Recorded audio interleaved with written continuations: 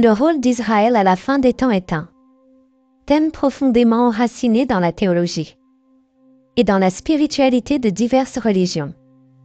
Abonnez-vous à la chaîne si vous êtes nouveau ici. Laissez votre like et activez les notifications pour recevoir des vidéos comme celle-ci du message de Dieu pour votre vie. En particulier dans le christianisme et le judaïsme fait référence à la croyance selon laquelle Israël jouera un rôle significatif dans les événements qui ont précédé le retour du Christ et l'accomplissement de prophéties apocalyptiques. Voici quelques aspects clés de ce rôle. Chaque fois qu'il y a un conflit dans ou autour Israël, beaucoup voient cela comme un signe de la fin. Des moments se rapprochant rapidement du. Le problème est que nous pourrions finir par nous retrouver. Je me lasse tellement des conflits en Israël que nous ne pouvons pas. Considérons qu'en les vrais événements, un conflit prophétiquement significatif se produit en Israël. Ce n'est pas nécessairement un signe de la fin de. Le conflit en Israël est une réalité. Chaque fois qu'Israël existe en tant que nation, il le veut.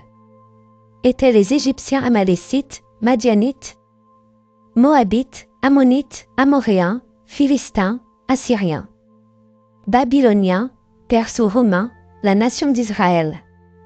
Pourquoi était-elle toujours persécutée par ses voisins? Selon la Bible, c'est parce que Dieu a un plan particulier.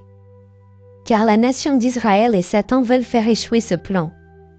La haine d'Israël que Satan a particulièrement encouragée. L'Israël de Dieu est l'une des raisons pour lesquelles les voisins d'Israël. Je veux toujours voir cette nation détruite, que ce soit Sennachérib, roi d'Assyrie Haman, fonctionnaire de Perse Hitler, le chef de l'Allemagne nazie ou Ahmadinejad, le président de. Les tentatives de l'Iran pour détruire complètement Israël ont toujours échoué. Les persécuteurs d'Israël voient et s'en vont, mais la persécution persistera jusqu'à la seconde venue du Christ. En conséquence, le conflit en Israël n'est pas un indicateur fiable de l'arrivée imminente de la fin des temps cependant. La Bible dit qu'il y aura de terribles conflits en Israël pendant la fin des temps, c'est pour ça que cette période est connue comme la tribulation, la grande tribulation et le temps de détresse. Pour Jacob, l'Antichrist fera une alliance de 7 ans de paix avec Israël et le temple sera reconstruit à Jérusalem.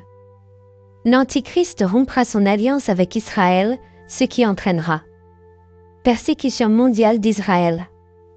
Israël sera envahi, Israël le sera.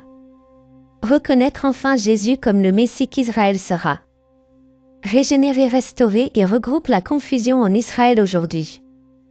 Israël est persécuté et entouré d'ennemis comme la Syrie, le Liban, la Jordanie, Arabie Saoudite, Iran, Hamas, Djihad islamique et Hezbollah. Cependant, cette haine et cette persécution d'Israël ne sont qu'un exemple parmi tant d'autres. Échantillon de ce qui se passera à la fin du dernier tour de persécution a commencé quand Israël a été reconstitué en tant que nation en 1948. De nombreux spécialistes de les prophéties bibliques croyaient que la guerre des 6 jours entre Arabes et les Israéliens en 1067 furent le début de la fin. Ce qui se passe aujourd'hui en Israël pourrait-il indiquer que la fin c'est proche? Oui, cela signifie-t-il forcément que la fin est proche? Non.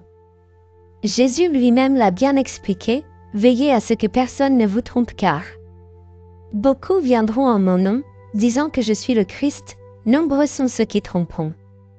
Et vous entendrez parler de guerre et de rumeurs de guerre, prenez garde à ne pas vous troubler. Parce que ça doit se passer ainsi mais ce n'est pas encore la fin ma bien-aimée. Frères et sœurs, en cette période de turbulence et de conflit en Israël, je tiens à vous rappeler l'amour et de paix qui doit toujours guider nos cœurs, même si le monde peut être assailli par la guerre et la discorde, souviens-toi que je suis venu apporter message d'amour et de réconciliation.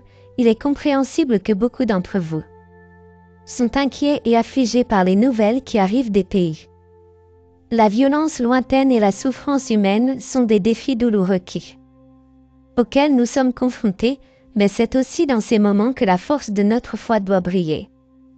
Je réaffirme l'importance de la prière et de la compassion. Priez pour ceux qui sont au milieu. En conflit, quelle que soit votre origine ou votre foi, rappelez-vous que tous les êtres, les humains sont mes fils et mes filles et l'amour doit être notre réponse à tous. Adversité.